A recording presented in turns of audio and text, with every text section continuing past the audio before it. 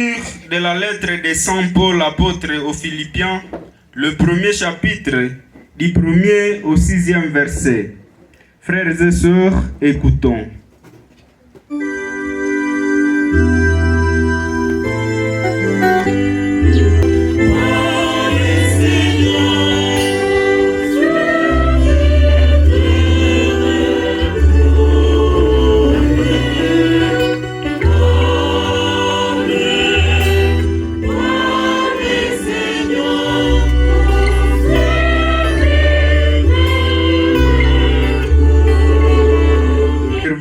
Du Christ Jésus, à tous ceux qui sont sanctifiés dans le Christ Jésus et habitent à Philippe, ainsi qu'aux responsables et aux ministres de l'Église.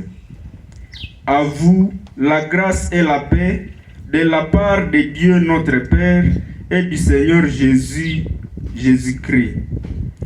Je rends grâce à mon Dieu chaque fois que je fais mémoire de vous. À tout moment, chaque fois que je prie pour vous, c'est avec joie que je le fais à cause de votre communion avec moi dès le premier jour jusqu'à maintenant pour l'annonce de l'Évangile. J'en suis persuadé, celui qui a commencé en vous un si beau travail le continuera jusqu'à son achèvement au jour où viendra le Christ Jésus. Parole du Seigneur.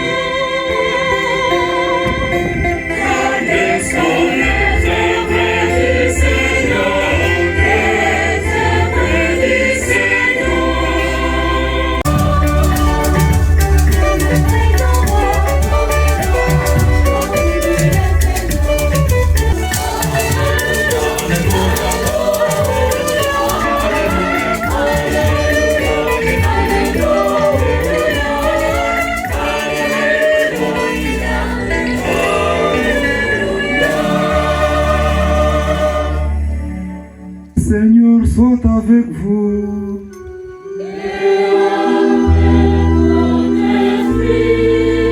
Évangile de Jésus-Christ selon ses jours.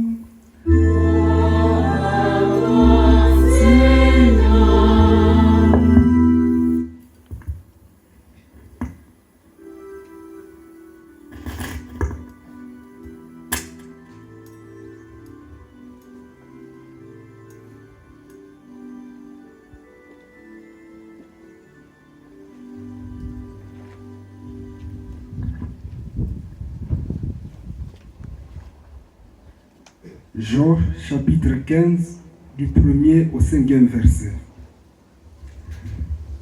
En ce temps-là, Jésus disait à ses disciples, « Moi je suis la vraie vigne et mon Père est le vigneron. Tout sarment qui est à moi mais qui ne porte pas de fruits, mon Père l'enlève. Tout sarment qui porte du fruit, il le purifie en le taillant, pour qu'il apporte davantage. Mais vous, déjà vous voici purifiés grâce à la parole que je vous ai dite. Demeurez en moi comme moi en vous. De même que le sarment ne peut pas porter de fruits par lui-même s'il ne demeure pas sur la vigne, de même vous non plus si vous ne demeurez pas en moi. Moi je suis la vigne et vous les sarments. Celui qui demeure en moi et en qui je demeure, celui-là porte beaucoup de fruits, car en dehors de moi, vous ne pouvez rien faire.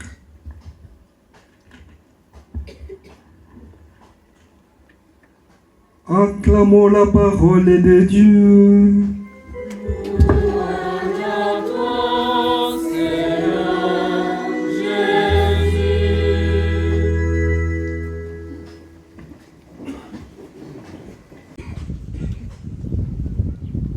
Nous sommes rassemblés maintenant pour rendre grâce à Dieu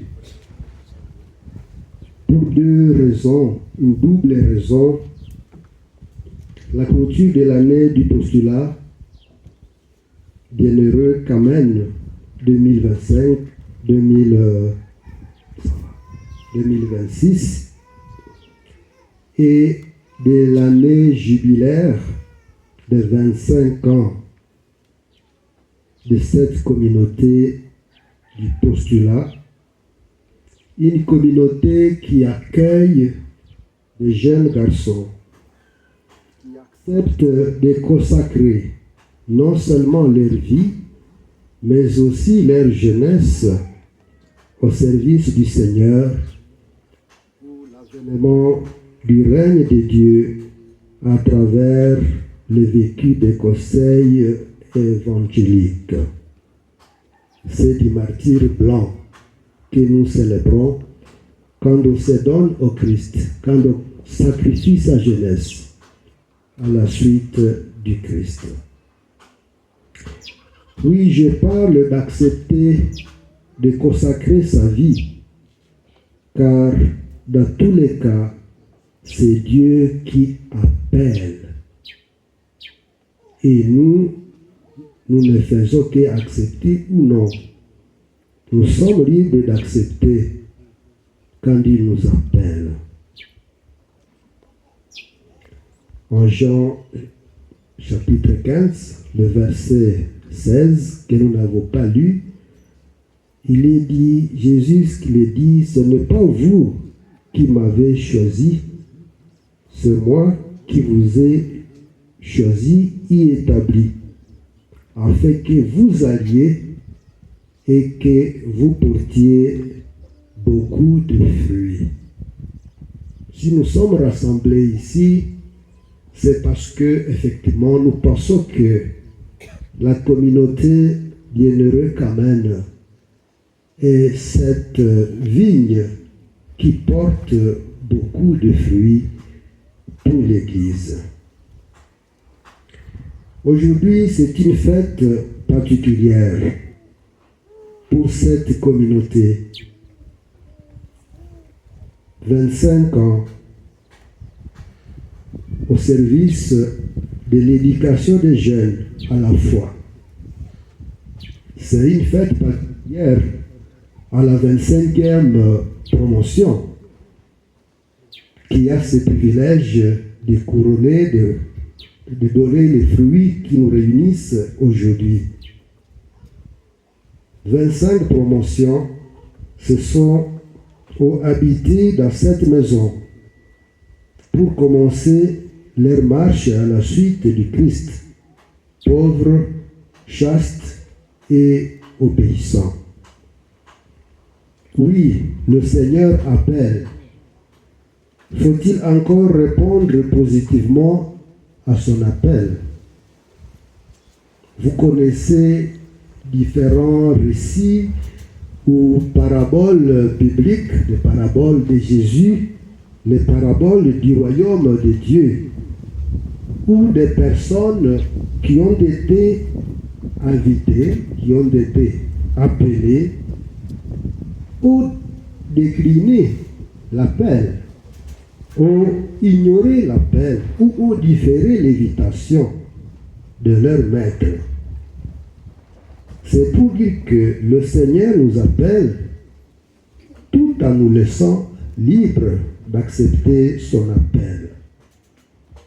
Quand vous lisez l'évangile selon Saint Luc, le 58e verset, 58, 59, même le 61e verset, vous pouvez constater, vous pouvez trouver Jésus en train d'appeler un homme. Il lui dit, suis-moi. Cet homme s'excuse. Laisse-moi d'abord aller enterrer mon père. Vous connaissez la réaction de Jésus.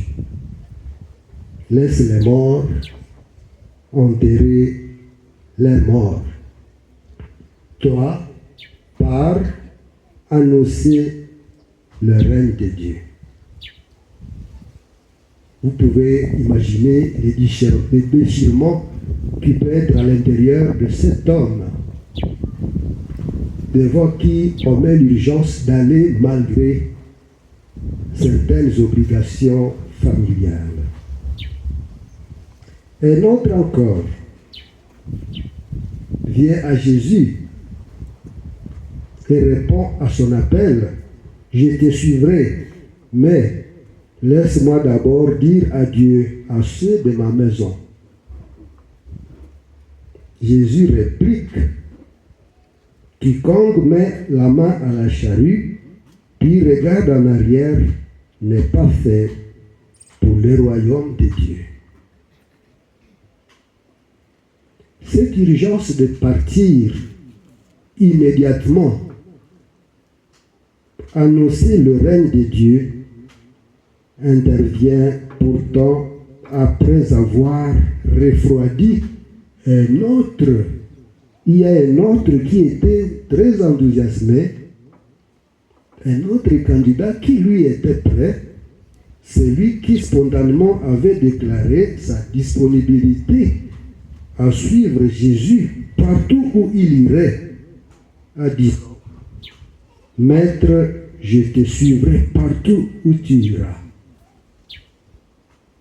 Vous connaissez aussi la déclaration étrange de Jésus.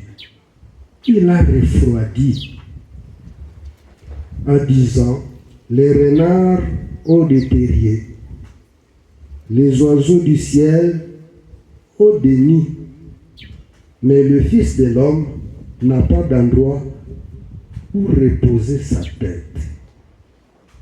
Finalement, qui est Jésus? Celui qui est disponible est refroidi. Il révèle un certain nombre d'exigences qui ne peuvent pas permettre effectivement de le suivre immédiatement. Il faut réfléchir. Une maison de formation, il me semble, une maison de formation des disciples Christ, comme celle-ci, se comporte effectivement comme Jésus, d'annoncer le règne de Dieu, mais aussi appeler à un sérieux discernement ceux qui sont enthousiasmés. Ce n'est pas aussi facile que ça. Savoir appeler, encourager, mais aussi soumettre au discernement. Évidemment, ça a des formateurs. Birgard, et qui était lui-même un formateur de jeunes, un enseignant, professeur.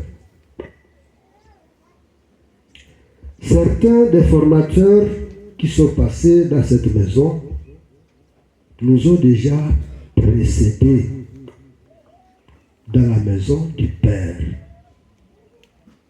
C'est une occasion pour nous de prier pour leur repos et de demander au Seigneur de les accueillir. Notre gratitude les atteint. En ce jour jubilaire, donc je voudrais faire l'autre avec toutes nos autorités de la congrégation, les paroles de Saint Paul aux Philippiens. Je voudrais les parodier en disant, nous les avons déjà entendues, la première lecture. De la part de Jean-Paul Moussangania et son conseil, serviteurs de Jésus-Christ, à tous ceux qui sont sanctifiés dans le Christ et habitent à Katender, au postulat bienheureux Kamen Vichev, ainsi qu'aux responsables de cette église du communauté postulat. Que Dieu notre Père et le Seigneur Jésus-Christ vous accordent la grâce et la paix. Je remercie mon Dieu chaque fois que je pense à vous, toutes les fois que j'ai prie. Je le fais avec joie à raison de l'aide que vous nous avez apportée dans la diffusion de la bonne nouvelle, notamment la formation des jeunes depuis les premiers jours jusqu'à maintenant, depuis 25 ans. Je suis certain de ceci, Dieu qui a commencé cette œuvre bonne parmi vous, la continuera jusqu'à son achèvement, jusqu'au jour de la venue de Jésus-Christ. Nous rendons grâce à Dieu pour les fruits produits par cette communauté qui annonce fidèlement le règne de Dieu à travers le monde. Les différents fruits qui sont nés, qui ont été produits ici, sont au service du royaume à travers le monde. Célébrer et jubiler est un exercice de sanctification du temps. Et comme le disait le pape François, d'heureuse mémoire, regarder, célébrer, jubiler, c'est vraiment regarder le passé avec reconnaissance, afin de transformer chaque expérience passée, heureuse ou douloureuse, en une force motrice, en une occasion d'apprentissage permettant de vivre le présent avec passion, avec intensité, et de regarder l'avenir avec espérance. L'épisode de l'Évangile que nous avons écouté nous donne les clés pour ouvrir les portes de l'espérance, que demain sera toujours meilleur. Cette clé, c'est laquelle Jésus nous l'a donnée, c'est demeurer attaché à lui. Comme les sarments à la vigne, afin de porter beaucoup de bons fruits. Le contraire conduirait à devenir des sarments desséchés et voués au feu par le Père. celui qui nettoie. Aux formateurs, accompagnateurs au sein de cette communauté, n'oubliez jamais que les dernières paroles du bienheureux Kamel Vichev, patron de cette communauté, reflètent effectivement ce désir ardent et donc sa prière, parce qu'Augustin dit « mon désir c'est ma prière ». Le désir de Kamel, même en prison, était de demeurer fidèle au Christ. Lorsqu'il écrivait à ce supérieur provincial ce qui suit.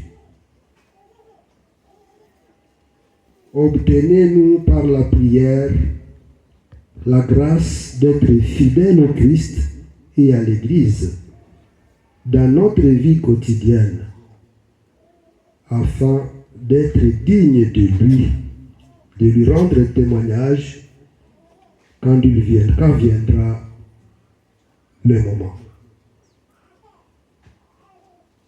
Parole forte.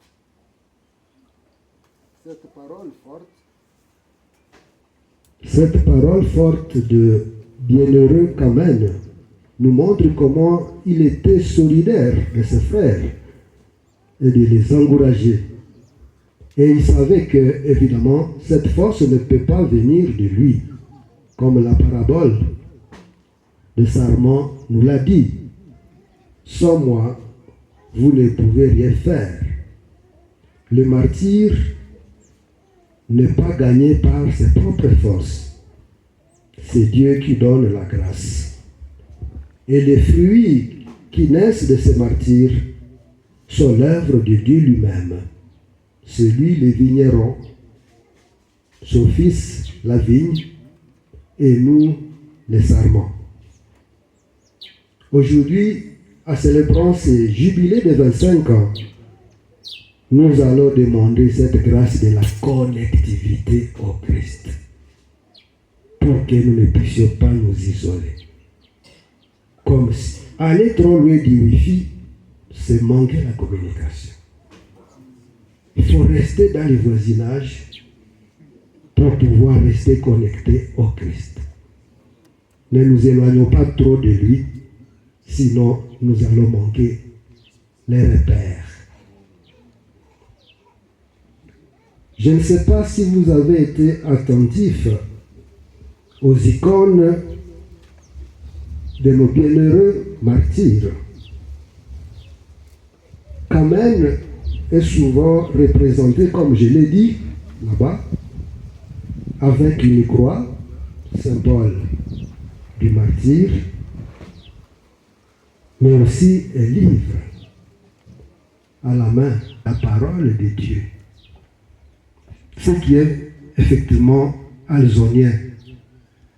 On ne peut pas aimer le Christ sans l'étudier.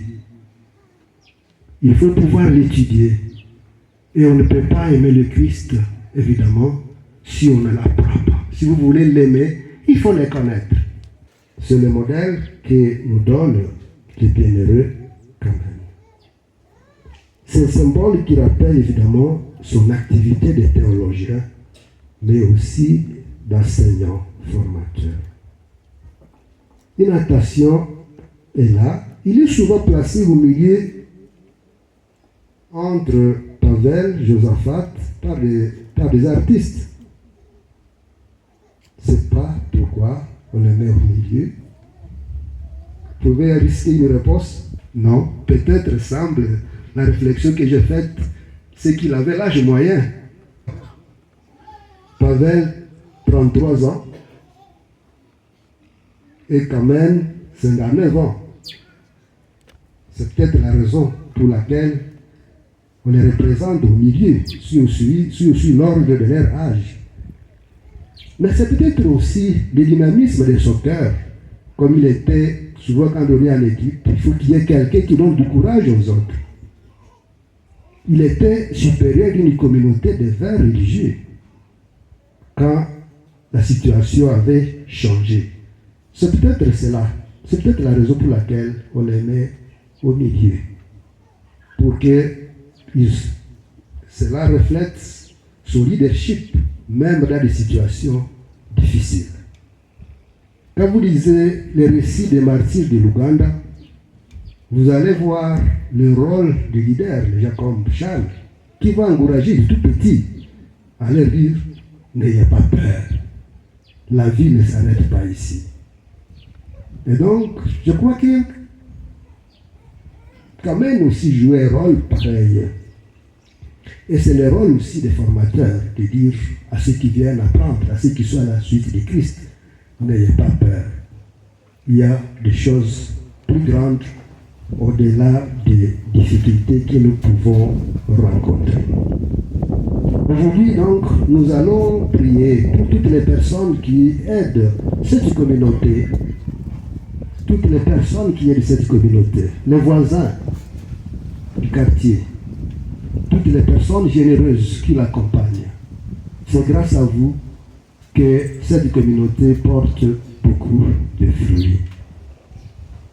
Nous allons confier notre prière à l'intercession de notre Mère, la bienheureuse Vierge Marie, Reine des martyrs, pour qu'elle soit avec nous en offrant ses sacrifices.